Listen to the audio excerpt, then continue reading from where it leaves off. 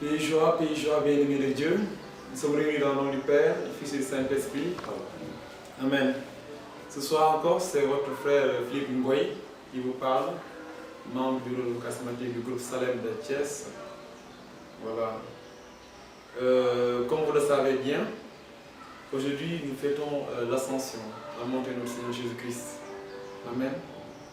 Et je vous souhaite encore, à tout chacun de vous, bonne fête là où vous êtes. Que Dieu vous bénisse, que Dieu vous garde, que Dieu vous donne la force vraiment de tenir encore et d'accueillir aussi le Saint-Esprit, le don de Dieu que Jésus lui-même nous a promis en allant vers le Père aujourd'hui, dans le nom puissant de Jésus.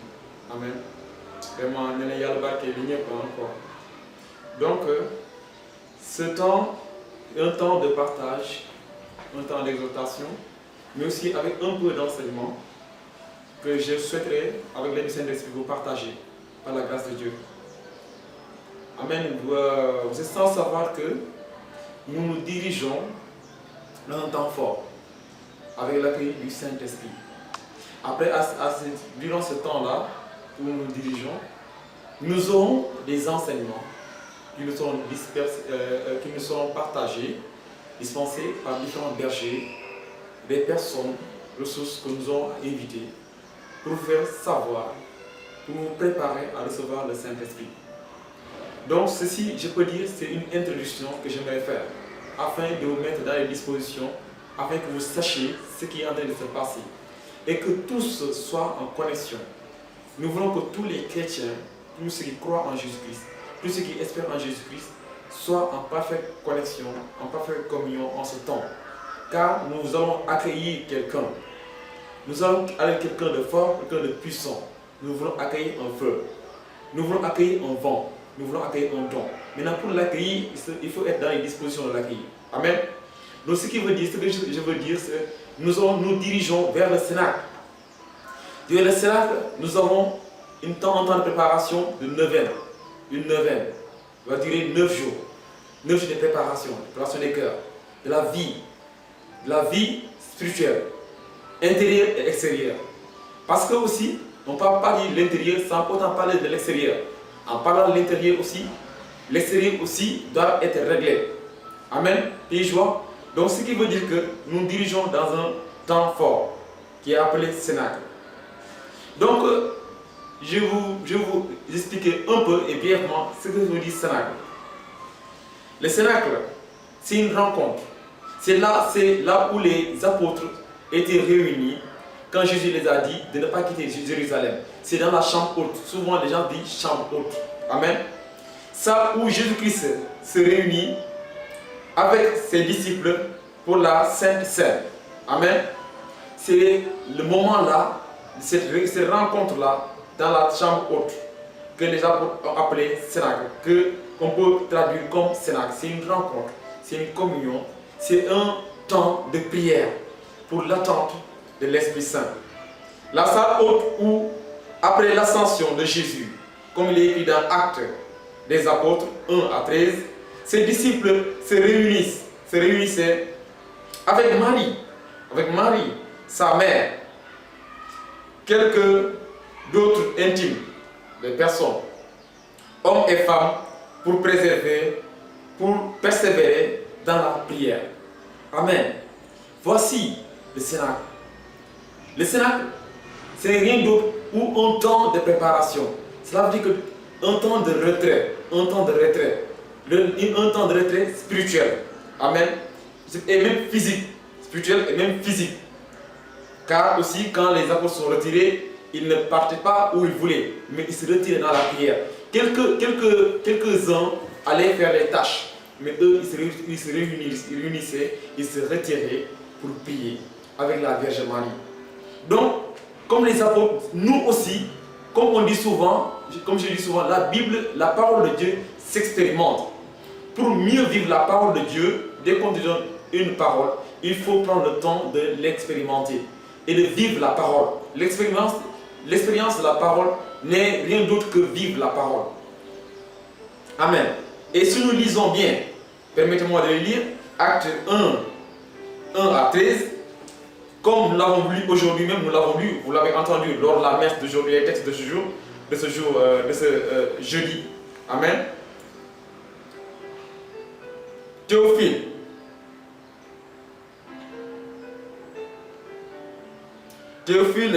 dans mon premier livre, j'ai parlé de tout ce que Jésus a fait et enseigné depuis le moment où il commença jusqu'au jour où il fut enlevé au ciel, après avoir, par l'Esprit Saint, donné ses instructions aux apôtres qu'il avait choisis.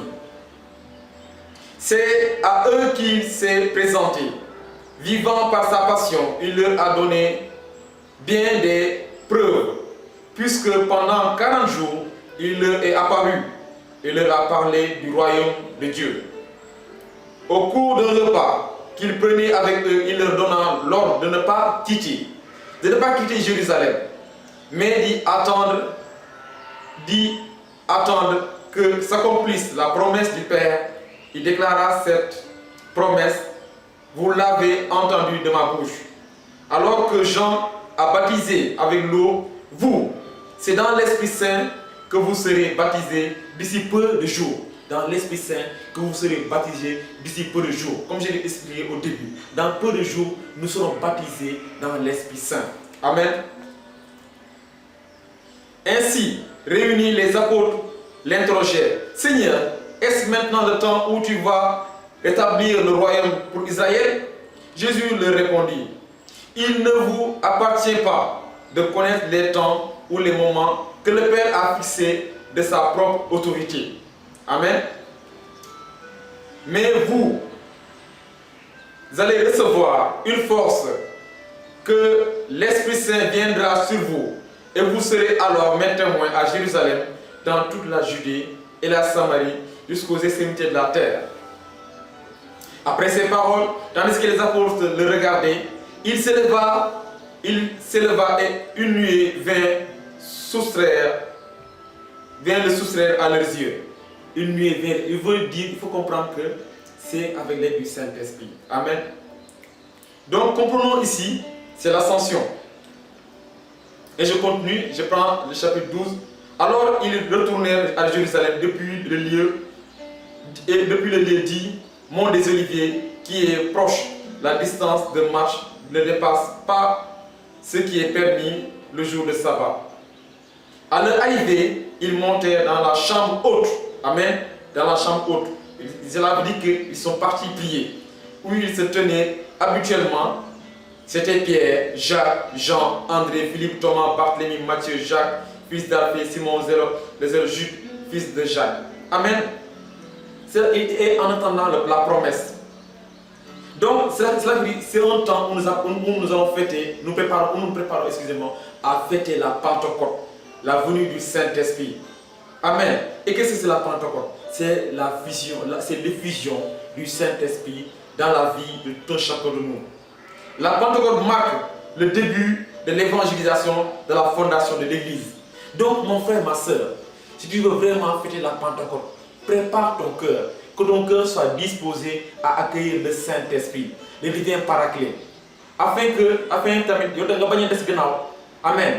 Si tu veux être baptisé par le feu, prépare-toi à recevoir les enseignements que les bergers vont nous dispenser en ce temps. Maintenant, on vous enverra, on vous partagera des vidéos, ou bien des audios, dont vous aurez le temps de mériter, et vraiment de vivre. Et toujours, n'oubliez pas qu'il faut toujours invoquer le Saint-Esprit. Car c'est le Saint-Esprit qui donne le don, la sagesse, la connaissance, l'intelligence et tout ce que tu veux. Le Saint-Esprit peut t'aider à l'avoir. Amen. Donc mon frère, ma soeur, tu peux toujours aussi voir que ces promesses-là, même Joël l'avait dit, si nous lisons Joël 2, 28, vous recevez le Saint-Esprit, vos jeunes gens auront les visions. Amen. Ce jeune l'avait bien prophétisé. Maintenant, en ce temps-là, donc prépare-toi à recevoir le Saint-Esprit. Prépare-toi à accueillir le Saint-Esprit. Que ton cœur soit disposé. Donc ma prière finale ce soir, c'est dans Éphésiens 7, Éphésiens 1, 17 à 20. Le Père dans sa gloire, que le Père dans sa gloire vous donne un esprit de sagesse à vous qui écoutez ce message, qui vous révèle et vous fasse vraiment connaître qu'il vous ouvre à sa lumière les yeux de votre cœur, pour que vous sachiez quelle espérance vous ouvre son appel. La gloire sans prix de l'héritage que vous partagez avec les fidèles.